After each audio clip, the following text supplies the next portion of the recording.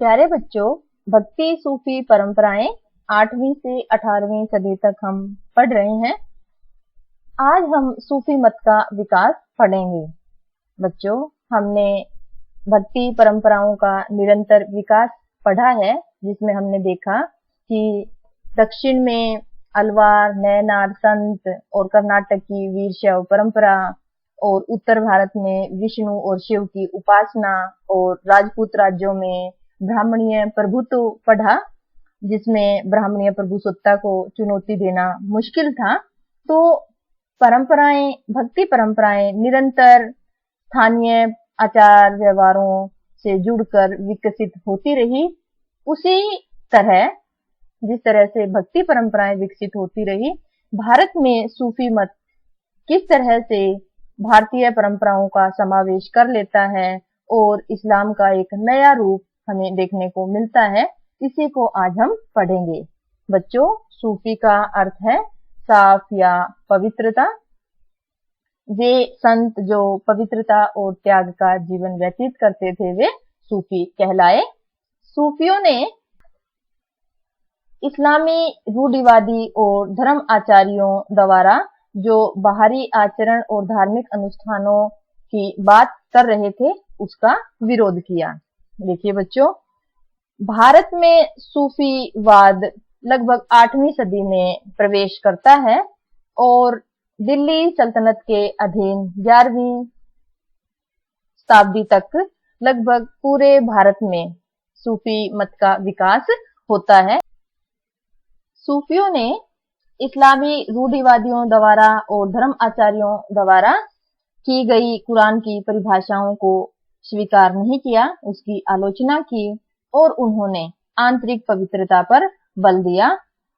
बच्चों, बाहरी आडंबरों और धार्मिक अनुष्ठानों और रूढ़िवादियों और धर्म आचार्यों की परिभाषाओं को नकार कर सूफियों ने आंतरिक पवित्रता पर बल दिया। और हमने शुरू में ही पढ़ा है कि सादगी, पवित्रता, त्याग, ये धार्मिक विश्वास थे सूफियों के। तो सूफी मत के विकास में सूफी मत के सिद्धांत क्या हैं, शिक्षाएं क्या हैं, आइए पढ़ते हैं। सूफीवाद में अल्लाह एक है, सर्वोच्च है, शक्तिशाली है और कण कण में विद्यमान है।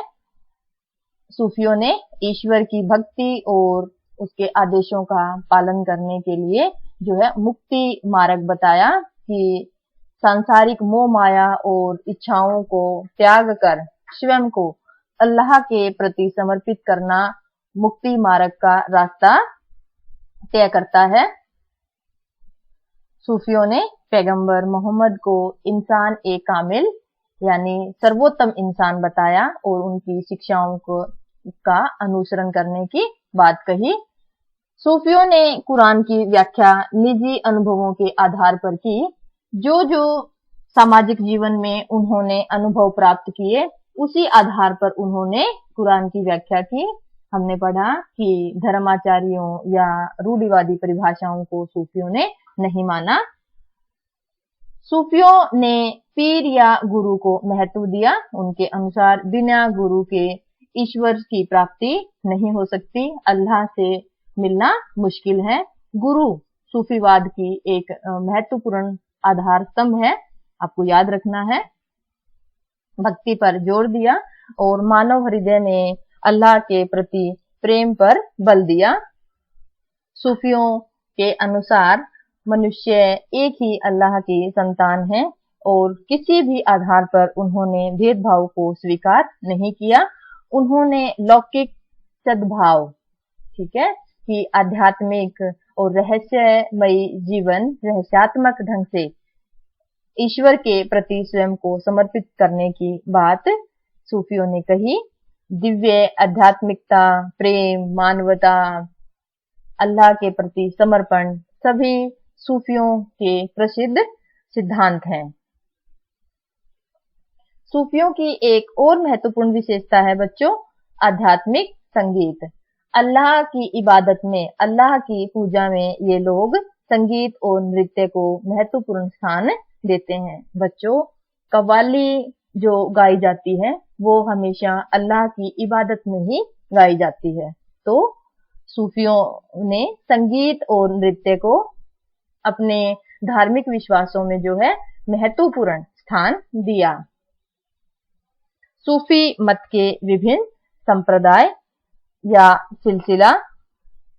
सूफीवाद समय समय पर विभिन्न संप्रदायों में विभाजित होता रहा। यही संप्रदाय सिलसिला कहलाते हैं। बच्चों, हम कह सकते हैं कि सिलसिला एक तरह से सूफी विचारधारा की विभिन्न शाखाएं हैं और इस विचारधारा में शेख यानी गुरु और मुरीद यानी शिष्य के बीच एक निरंतर रिश्ते को दिखाती है और इसकी पहली अटूट कड़ी में पैगंबर मोहम्मद है। सूफी विचारधारा मुख्य रूप से दो भागों में हम समझ सकते हैं। सबसे पहले खानका, यह संस्थागत विकास है बच्चों सूफियों का। तो खानका, इसका अर्थ होता है रहने का स्थान, और खानका से बाहर यानी जिन संतों ने एक जगह रहने का मन नहीं बनाया, घूमने फिरने वाले लोग, खानका से बाहर रहने वाले संत। दो पहलुओं से आज हम सूफी मत पढ़ने की कोशिश करेंगे। खानका में बच्चों मुखिया पीर होता था, गुरु, और खानका में रहने वाले जो गुरु शिष्य और जन सामान्य के बीच जो रिश्ता था, और उस रिश्ते को कायम रखने के लिए खानका का मुखिया सूफी और कुरान से जुड़े हुए अपने ही उनके साहित्य था, और इन लोगों ने शरिया का पालन किया। शरिया होता है बच्चों इस्लामिक कानून।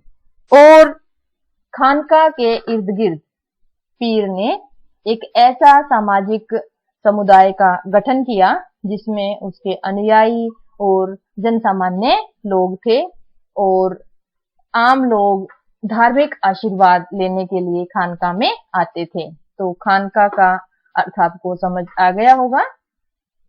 खानका से बाहर, हमने अभी बताया कि वे संत जिन्होंने खानका में रहना स्वीकार नहीं किया और खानका से बाहर उन्होंने फकीरों की जिंदगी जीना शुरू किया, और इस तरीके से एक नवीन आंदोलन की शुरुआत होती है। उन्होंने खानका का तिरस्कार किया, शरिया की अवहेलना की। शरिया का अर्थ है बच्चों इस्लामिक कानून, और इसी वजह से इन्हें बेशरिया कहा गया। तो बाशरिया और बेशरिया में आपको अंतर याद रखना है बच्चों। बेशरिया सूफी मत के लोगों ने निर्धनता और ब्रह्मचर्य को गौरव प्रदान किया, और उन्हें विभिन्न नामों से पुकारा जाता है, जैसे कलंदर, मदारी, मलंग, हैदरी इत्यादि। तो खानका और खानका से बाहर सूफी संतों का जीवन कैसा था हमने जाना।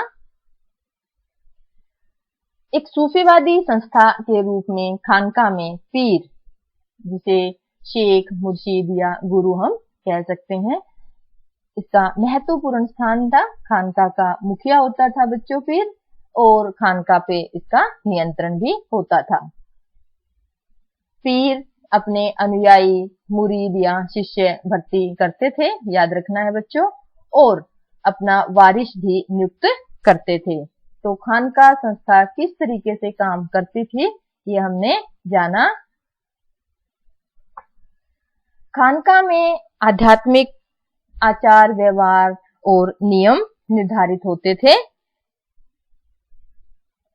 खानका में शेख, अनुयायियों व जन सामान्य के बीच रिश्तों का जो है एक नियमन होता था, रिश्तों की सीमा तय होती थी। दीक्षा के विशिष्ट अनुष्ठान विकसित किए जाते थे। दीक्षा का मतलब है बच्चों शिक्षा, कि वे शिष्य जो पीर से शिक्षा ग्रहण करने आते थे, तो शिक्षा ग्रहण करते समय कई प्रकार के अनुष्ठान विकसित किए जाते थे, जिसमें दीक्षित को निष्ठा का वचन देना होता था। दीक्षित कौन है? जिसने शिक्षा ग्रहण कर ली हो, और सिर मुंडाकर थेगड़ी लगे वस्त्र धारण करने होते थे। थेगड़ी का अर्थ होता है बच्चों कि फटे पुराने कपड़े पहनना। पीर की दरगाह बच्चों, जब गुरु, शेख या पीर की मृत्यु हो जाती थी तो जो उनकी दरगाह है वो उनके भक्तों के लिए पवित्र स्थल बन जाती थी। दरगाह का जो फारसी अनुवाद है बच्चों, फारसी शब्द है दरगाह और इसका अर्थ होता है दरबार।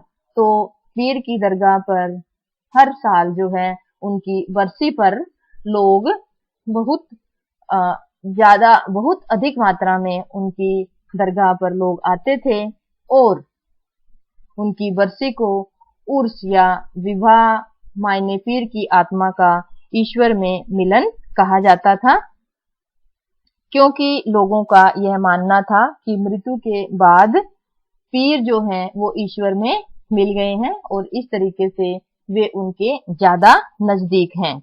और आध्यात्मिक और ऐहिक होता है बच्चों सांसारिक कामनाएं, दुनियावी कामनाओं की पूर्ति के लिए लोग दरगाह पर आशीर्वाद लेने के लिए आते थे और शेख का वली, उन्हें ईश्वर का मित्र के रूप में उनका आदर किया जाता था।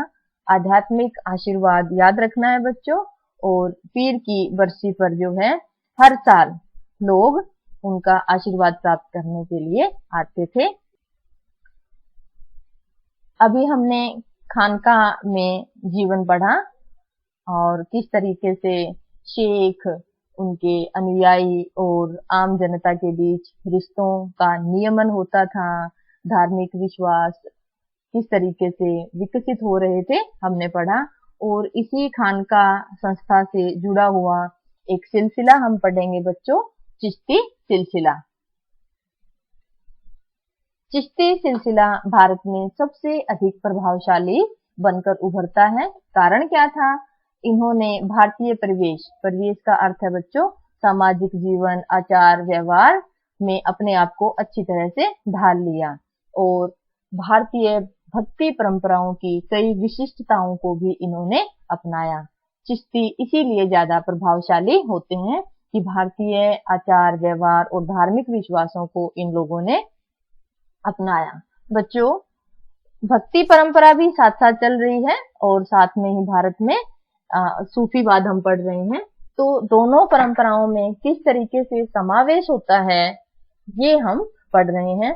और चिश्ती इसलिए सबसे अधिक प्रभावशाली है कि इन्होंने समावेश करने में अपना जो है पूरा योगदान दिया।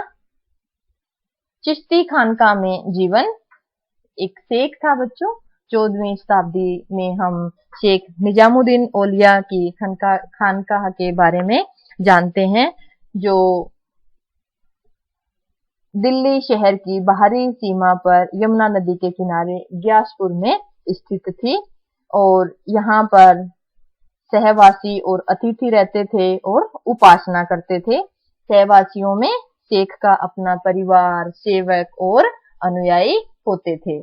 सूफी खानकाह में सामुदायिक रसोई जो बिना मांगे दान पर चलती थी और सुबह से देर रात तक सभी तबके के लोग, जिसमें गायक, व्यापारी, कवि, धनी, निर्धन, हिंदू, जोगी, सभी उनके अनुयायी बनने, इबादत करने, ताबीज लेने या मध्यस्थता करवाने, शेख की मध्यस्थता करवाने के लिए खानकाह में आते थे और सूफी संतों का आशीर्वाद लेते थे। स्थानीय परंपराओं को आत्मसात, स्थानीय यानी भारतीय परंपराओं को अपनाना चिश्ती संप्रदाय की विशेषता है ना बच्चों, कि भारतीय परंपराओं को अपनाया, जिसमें मुख्य रूप से शेख के सामने झुकना, मिलने वालों को पानी पिलाना, दीक्षितों यानी जिसने शिक्षा ग्रहण कर ली हो, केसर का मुंडन और यौगिक व्यायाम आदि व्यवहार विश्वासों को चिश्तियों ने अपनाया। बच्चों आज हमने सूफी मत का विकास पढ़ा, जिसमें एक संस्था के रूप में खानकाह में शेख का जीवन, उनके अनुयायियों और जन सामान्य के नियमों के बारे में हमने पढ़ा। और कुछ सूफी संत ऐसे थे जिन्होंने खानकाह में रहना स्वीकार नहीं किया और वे खानकाह से बाहर घूम घूम कर अपने विचारों और विश्वासों का प्रचार प्रसार करते थे। और हमने सिलसिला पढ़ा, जो विभिन्न संप्रदायों का स्वरूप हमने पढ़ा, जिसमें चिश्ती सबसे प्रभावशाली बनकर उभरते हैं, क्योंकि उन्होंने भारतीय परंपराओं को अपना लिया, आत्मसात कर लिया। तो हिंदू इस्लामी परंपराओं का मिश्रण देखने को हमें मिलता है 8वीं से 18वीं सदी तक। 1000 वर्षों का इतिहास, किस तरह से इस्लाम विभिन्न आयामों से गुजरता हुआ भारतीय परंपराओं में समावेशित हो जाता है, ये हमने पढ़ा। आशा है आपको अच्छे से समझ आ गया होगा। खूब पढ़िए, खूब मेहनत कीजिए। धन्यवाद।